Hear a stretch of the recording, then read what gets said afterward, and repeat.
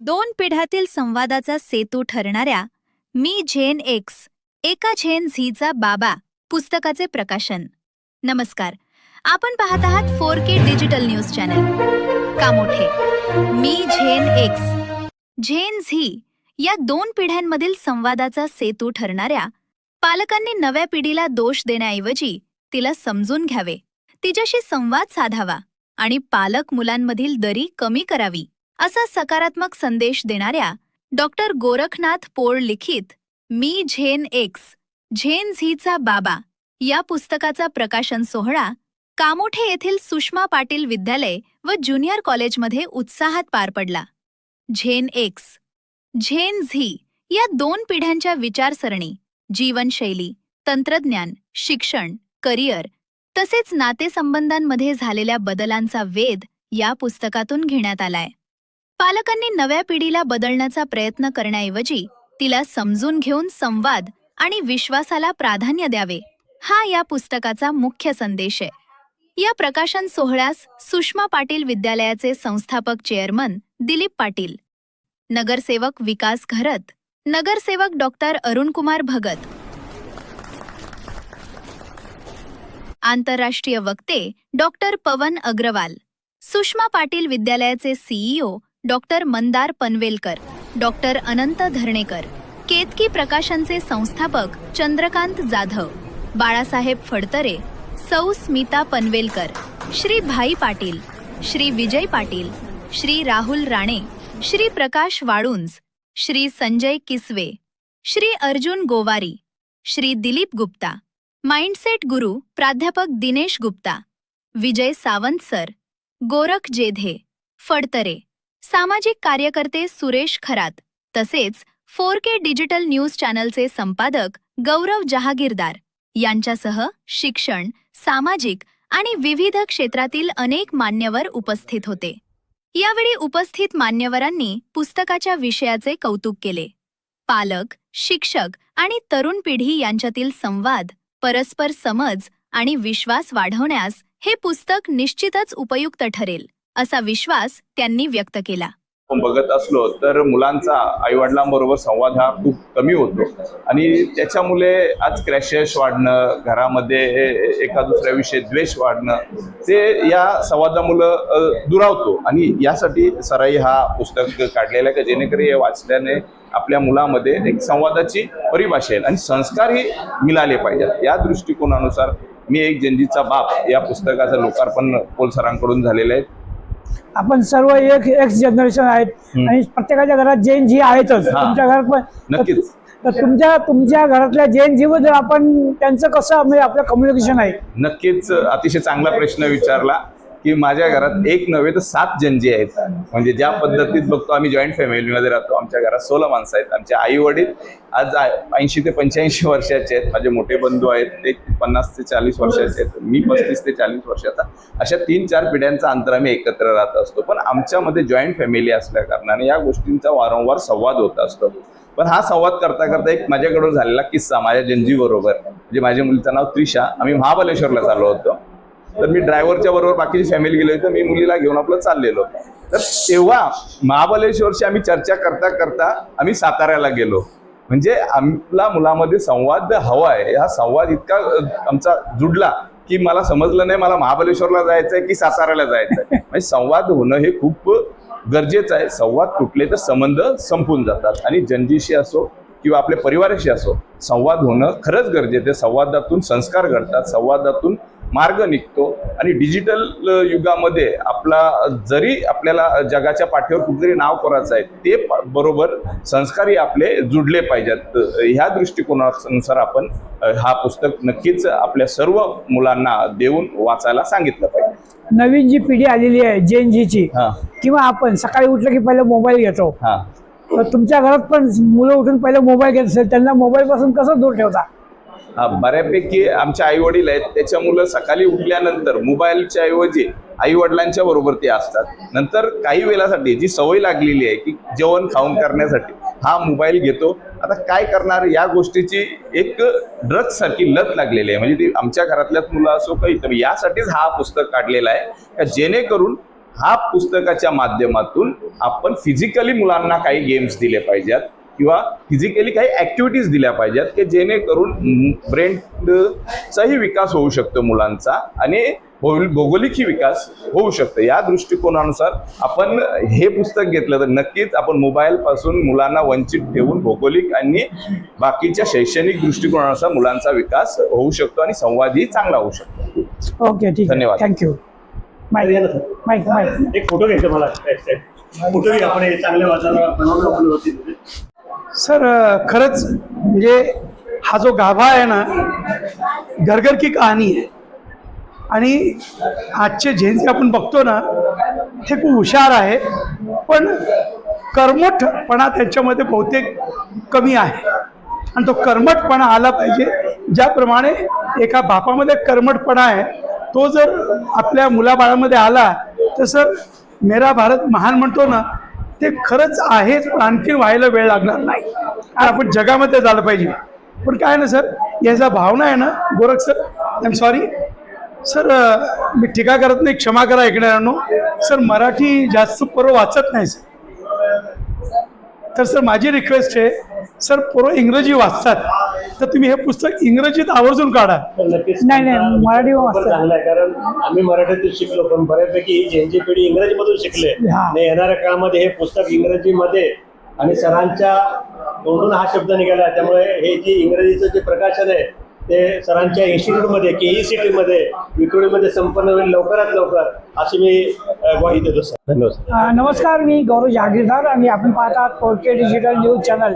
आज आपण कामोठे येथील सुषमावती विद्यालयामध्ये आणि आपल्याबरोबर आहेत कामोठे येथील सुषमावती विद्यालयाचे CEO मंदार पनवेलकर सर. आज कामोठे येथे गोरखनाथ पोळ त्यांचे मित्र आणि सहकारी गोरखनाथ पोळ यांनी मी जेन एक्स आणि जेन जी हे पुस्तकाचं प्रकाशन झालं. त्यांच्या हस्ते पुस्तकाचं प्रकाशन झालं. काय सांगणार साहेब या पुस्तकाच्या प्रकाशनाबद्दल? म्हणजे प्रकाशन मी जेनेक्स एक जेनजीचा बाबा असाच पुस्तक प्रकाशन झालेलं आहे. जेनेक्स म्हणजे आमचा काळ आणि जेनजी म्हणजे आता नवीन पिढीचा काळ. या पुस्तकाची खूप काळाची गरज होती. 2 पिढ्यांमध्ये अंतर कमी करण्यासाठी हे पुस्तक लिहिलेलं आहे. पुस्तक काय लिहिले मी अजून वाचलं नाही, पण पुस्तक खूप सुंदर असेल आणि जो मांडलेला प्रकार आहे हे खूप छान असेल. आपण बघतो 2 पिढ्यांमध्ये अंतर आहे ते कमी करण्यासाठी, 2 पिढ्या वाद कमी करण्यासाठी प्रत्येक घरात हा प्रॉब्लेम चालू आहे. माझंच बोल, प्रत्येक घरात हा प्रॉब्लेम चालू आहे. कुठेतरी हा प्रॉब्लेम सॉल्व्ह होण्यासाठी पुस्तक मदत करेल. 2 पिढ्यांचं असं कधी वाटतं की मला असं कुठेतरी वाटतं मी बोलतो तेच बरोबर आहे आणि आत्ताच्या पिढीला असं वाटतं ते बोलतो कुठेतरी ते बरोबर आहे. दोघांचंही बरोबर असतं, कोणाचं कुठे चुकत नसतं, परंतु हा वयाचा अनुभवाचा प्रकार आहे. माझा अनुभव मला सांगतो की मी थोड्याच पैशामध्ये हे पूर्ण काम करावं. नवीन पिढीला वाटतं की जास्त पैसे करून हे काम पूर्ण करावं. मला असं कुठेतरी वाटतं हा ग्लास अर्धा भरलेला आहे, त्यांना वाटतं हा अर्धा रिकाम आहे. असं छोटे छोटे प्रॉब्लेम आहेत. या प्रॉब्लेम सॉल्व्ह करण्यासाठी पुस्तक खूप मदत करेल. आजची आपली जी जेन एक्स पिढी आहे आणि आता जी जेन जी पिढी आहे, सगळ्यात मोठं अंतर की या जेन जी पिढीला पहिल्यापासून मोबाईल आणि इंटरनेट मिळालेलं आहे आणि त्याच्यामुळे ती पिढी म्हणजे जेन जी पिढी मोबाईल ॲडिक्ट झालेली आहे. आणि आपण आपल्या शाळेमध्ये अनेक विद्यार्थी आहेत म्हणजे जेन जी विद्यार्थी आहेत, तर आपण बघू शकता तर त्यांच्याशी आपलं कम्युनिकेशन कसं होतं. म्हणजे मोबाईल ही काळाची गरज आहे. मी असं बोलत नाही की मोबाईलचा वापर चांगला केला तर खूप चांगला आहे आणि नको ते उद्योग मोबाईलमध्ये केले तर खूप वाईट आहे. मोबाईलला बरंच काय मिळतं. आता आमच्या वेळेला फोन जुने फोन होते, हाताने फोन फिरून लागत होते. त्यामुळे मला एक बुद्धी होती की मी 50-100 नंबर पाठ ठेवत होतो. आता मोबाईलमध्ये नंबर फिट केला, आता आपल्या घरच्याचे नंबर आपल्या पाठ नसतात. अजूनही मला स्वतःचे 22 नंबर पाठ आहेत. पण जेव्हा आपला मोबाईल नव्हता तेव्हा मला स्वतःला आठवते माझे 60-70 मोबाईल तोंडपाठ होते, मित्रांचे, जवळचे, रिलेटिव्ह. आता पाठ कधी गरज नाही लागत आपल्याला, मोबाईलवर सगळं झालेलं आहे. बरंच काय मोबाईल मिळतं. आता यायचा जमाना आहे त्यामध्ये बरंच काय मिळतं. आज आपले कपडे बदलले जातात, ड्रेस बदलला, चेहरा बदलला जातो. हे जेवढं चांगलं तेवढं वाईट पण आहे. आणि कुठेतरी ह्या फील्ड आपण जर प्रोत्साहित केलं, आपल्यापेक्षा ती हुशार आहे. झेनजी पिढी ही जेनेक्सपेक्षा हुशार आहे हे आपल्याला मान्य करायला पाहिजे. पण आपण ते मान्य करत नाही. तर आपल्याला कुठेतरी कमीपणा वाटतं, पण कमीपणा वाटून ही गरज नाही.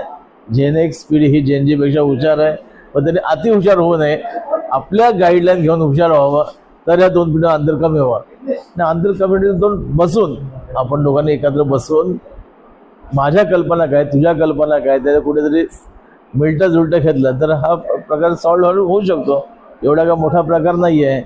आणि मीपणा कुठेतरी बाहेर बाजूला ठेवला तर हे साध्य होऊ शकतं. गोरखनाथ पोळ सरांनी हे पुस्तक छापलं आहे. आपण काय सांगा, आपले जे सहकारी आहेत, मित्र आहेत, गोरखनाथ पोळ सरांबद्दल थोडंसं बोला. गोरखनाथ पोळ सरांनी हे पुस्तक छापलं. त्यांची कल्पना नेहमीच अचाट असते. आज काय काढायला पाहिजे, काय कसली गरज आहे हे ते विचार करतात. आणि आमच्याशी 2 पावलं त्यांची नेहमी पुढेच विचारसरणी असते. आज जगाला काय पाहिजे विचारलं, सर्वांनाच हे माहिती आहे की हे पुस्तक पाहिजे, जी गरज होती, पण कोणी विचार केला छापायचा, हो त्यांनी छापलं. त्यांनी विचार केला की असं काहीतरी पुस्तक अवेलेबल आहे. आज त्यांनी बऱ्यापैकी मोठी लोक आहेत. आता देशाचे प्राईम मिनिस्टर, आता जस्ट मी झळक वाचली, देशाचे प्राईम मिनिस्टर आहेत, नरेंद्र मोदी साहेब असेल, फडणवीस साहेब असेल, जे माननीय आयुक्त साहेब आहेत, तुकाराम मुंडे साहेब असेल, त्या सगळ्यांचं ह्यामध्ये त्यांनी इंटरव्ह्यू घेतला. इंटरव्ह्यू म्हणजे इंटरव्ह्यू घेतला नाही, पण त्यांचा कुठेतरी ह्या लेखाबद्दल, ह्या विचाराबद्दल ते कुठेतरी बोललेत, ते या पुस्तकात छापलेत. म्हणजे हे सर्वच जे मोठे मोठे लोक आहेत, ज्यांच्या आपल्याला खूप आदर आहे, अशा लोकांनी पण ही पिढी काय आहे ह्या पुस्तकात घेतलेलं आहे. आता मी पूर्ण पुस्तक वाचलं नाही अजून, पण खूप छानच पुस्तक असेल. कारण ते जेव्हा लिहितात खूप चांगलंच लिहितात, काळाची गरज ओळखून लिहितात आणि काळाची खरोखर गरज होती तिने पूर्ण केलेली आहे. ओके, ठीक आहे, धन्यवाद. हे होते मंदार पनवलकर सर, सुषमा पटेल विद्यालयाचे CEO. मी गौरव जागीरदार, फोरके चॅनल, सुषमा पटेल विद्यालय, कामोडे येथून. नमस्कार, मी गौरव जागीरदार आणि आपण पाहत आहात 4K डिजिटल न्यूज चॅनल. आजकाल जंतर मंतरचं आंदोलन झाल्यापासून आपण जिकडे तिकडे बघतो जेनजी हा शब्द खूप ऐका येतो.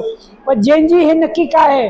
तर जेनजी हे जवळ 1997 नंतर ज्यांनी जन्म घेतला त्यांना जेनजी बोललं जातं. आणि 1965 ते 1980 ज्यांनी जन्म घेतला त्यांना जेन एक्स बोललं जातं. म्हणजे आम्ही जेन एक्सची पिढी आहे आणि आमच्यापासून जी पिढी तयार झाली ती जेन जी आहे.